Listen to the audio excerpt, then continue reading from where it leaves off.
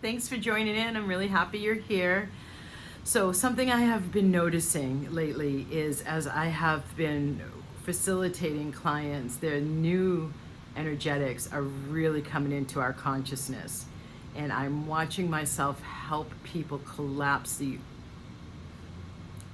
old expectations, and there are certain skills that seem to be required to be able to more successfully and with more grace and ease allow for the new.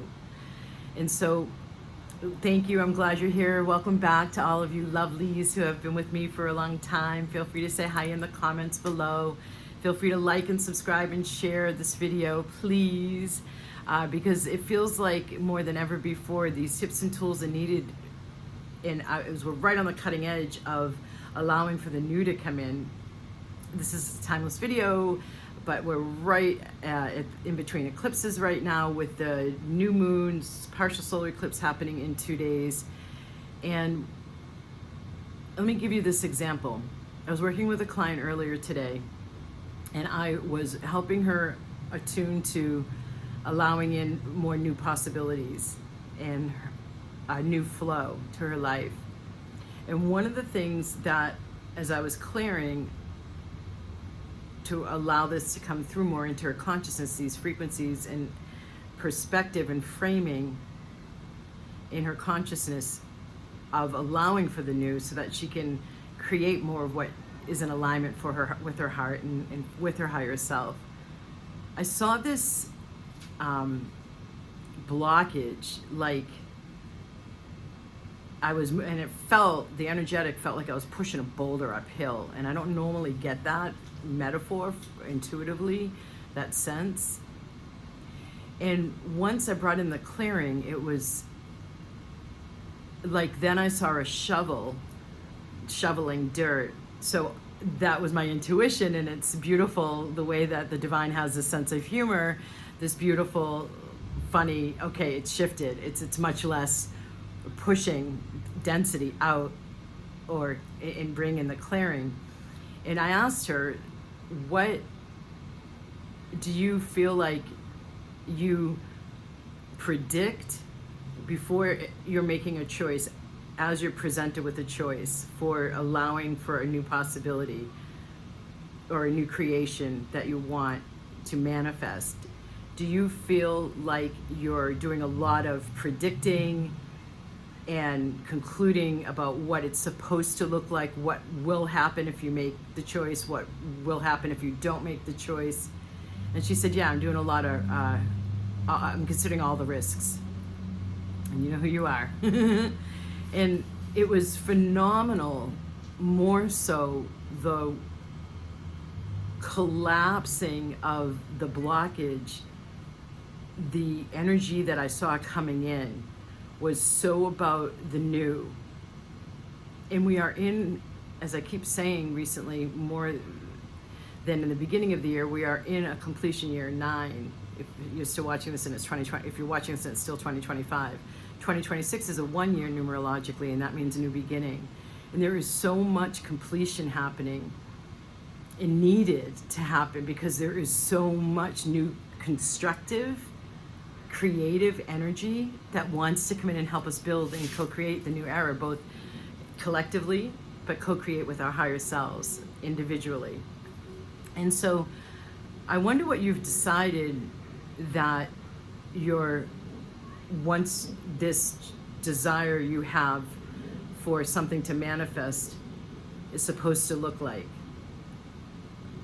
Remembering that the function of the ego mind is to help us navigate. Ego mind is what Buddhist meditation refers to as our intellect, the self-talk you're used to using, the logic, the reasoning, the figuring out, is here to help us navigate the physical plane amidst all the metaphysical data, to keep us safe and able to successfully navigate the physical plane, even though there's realistically all of this metaphysical data beyond the visual eyes can see. And so it has these automatic, it has this automatic labeling that it wants to do.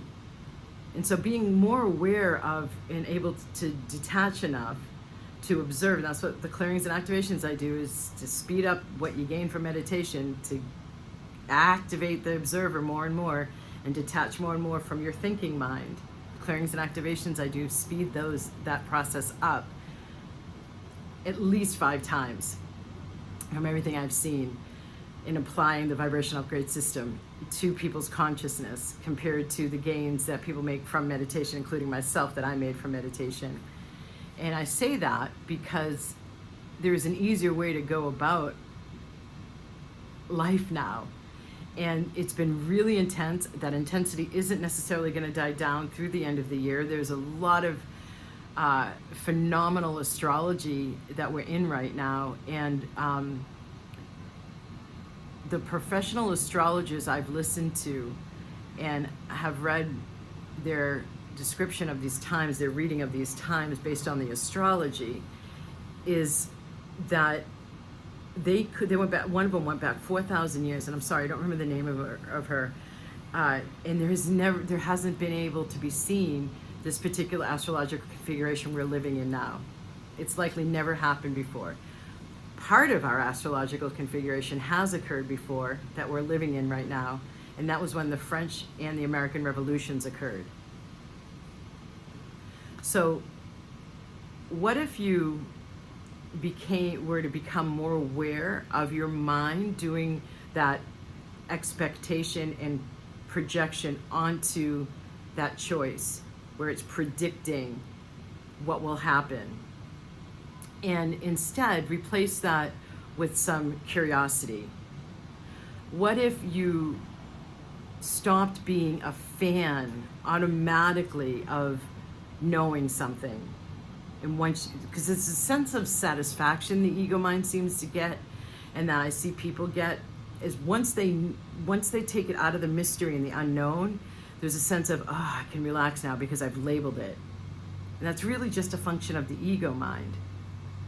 So learning to welcome in the mystery and live amidst the mystery will allow for you to have an easier time in this new era, in these new times, creating and manifesting what you desire.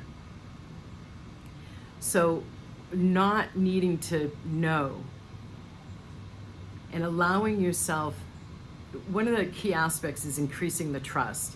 So I want to go ahead and take you through a process, because part of that predictability, part of that needing to know, is a control mechanism of the ego mind, helping us navigate the physical plane amidst all the metaphysical data.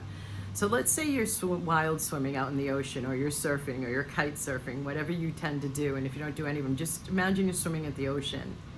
And the waves are calm, the waves are perfect for your stroke. If you're swimming, they're perfect for you catching the wave and catching it all the way into shore. If you're surfing, or you're getting a lot of good air, if you're kite surfing, the waves are perfect for what you're there for. And you're enjoying it. The seagulls, the salt air, the increased oxygen, the negative ions that actually produce positive energy. Beautiful, sunny, warm, comfortable, having fun. And then all of a sudden out there you see a big wave starting. And it's really big. You're not in danger. It's not a tsunami. There's nothing that you need to worry about or prevent against happening, or risk management. But you just know it's a big wave and you need to let it go. You need to not try and ride it. You need to not try and fly off of it and catch the air as a kite surfer, and you need to not swim through it. So you just let yourself be with that growing, building wave. And you let it wash over you. And you're fine. You're cleansed even. You shake your head and let the water come off your hair, and woo! So that sense of not needing to control, but going with what you're seeing and sensing, will help you build a trust musculature in something bigger than just your intellect and your self-talk. And that is one of the key aspects to, with more grace and ease, successfully navigate and allow in and even welcome, beckon in the new, and work with these new energies, align with them in such a way that everything gets easier, including your creativity. And our creativity of our lives happens from the choices we make and the choices we don't make after that eternal debate and predicting of what it'll look like if we do, what it'll look like if we don't, all that noise. So turning up the trust musculature is key right now, and appreciating the mystery, remembering that some of the Native American tribes, while some refer to the divine as Great Spirit, others refer to the divine as Great Mystery. And in the dynamics of the yin-yang and the divine masculine and divine feminine rising up out of the toxic forms, the yin is the black part, that's the feminine, the white is the light part, that's the masculine, and more skills and capacities to be able to work within the dark, the not yet taken physical form out in the light, able to be pointed to and say, I see that, so therefore it exists. In the white part, that's where we've been living for millennials, not millennials, the generation from millennia, sorry. Learning how to work within the mystery, work within the dark, work within before something has taken form is more where we're at now. And there's a lot of different skills and capacities that are needed for success and optimal use of your creativity to create your life, because your choices are creating your life. Okay, I'm going to stop there. Namaste.